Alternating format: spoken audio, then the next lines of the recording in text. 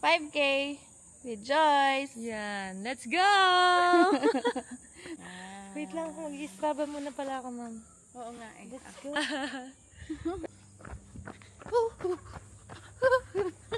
5K. Good luck. Let's go!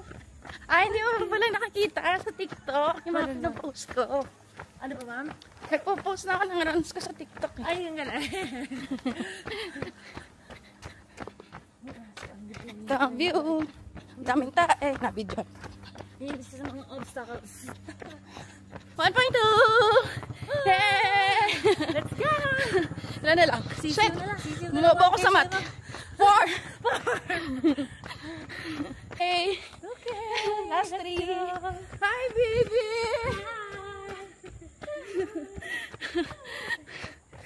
Three. 3 km. Let's go!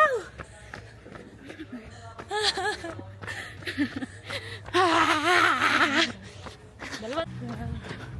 1.5. Parang 10 km na sa inyo, ma'am. Ngayon, sisiw. 1.5. Ah! Oh!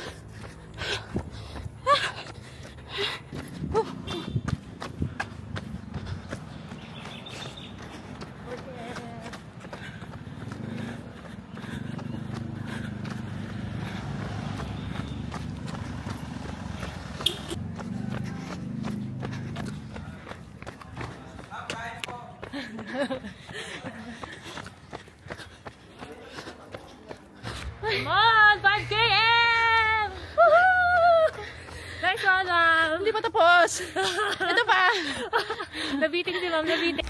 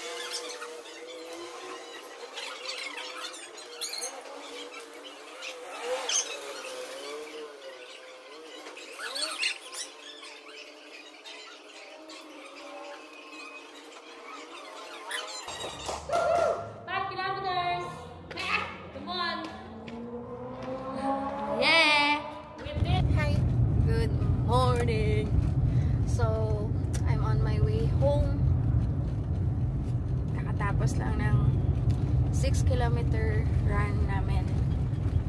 Hey Joyce, Coach Joyce, wow. Gusto ko lang i-share, konting chit-chat lang guys, and I hope you will listen to what I was saying, lalo na sa mga katulad ko ng mommy na may mga toddlers, no, na trying to get back to their old self. Hindi tayo magsasabi ng balik alindog. Sabihin ko na lang, to our old self. You know, before having kids. Yeah, that life.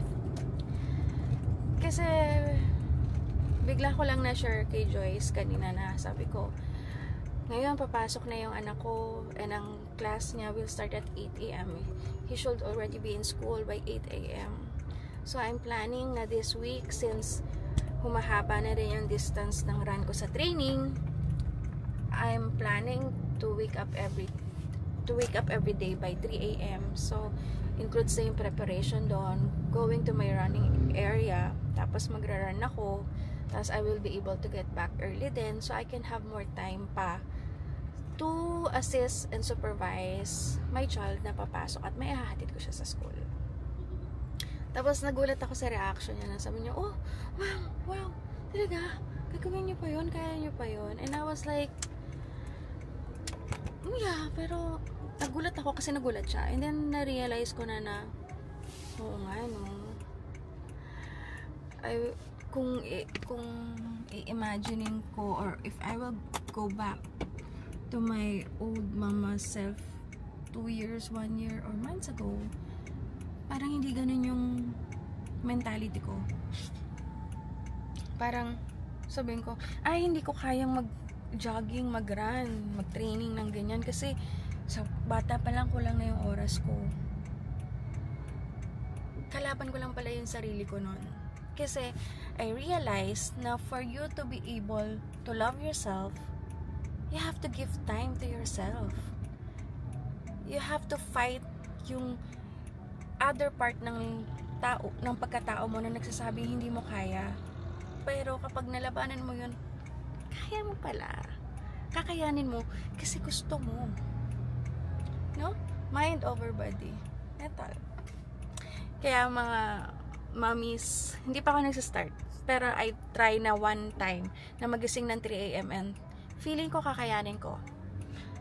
Kakayanin ko. Para sa sarili ko, para sa mga anak ko. And hopefully, para ma-inspire ko din kayo. No? So, hindi tayo nagpapaka-perfect, no? Pero, be with me. Let's see. Kasi kung kaya ko, kaya mo rin. Bye!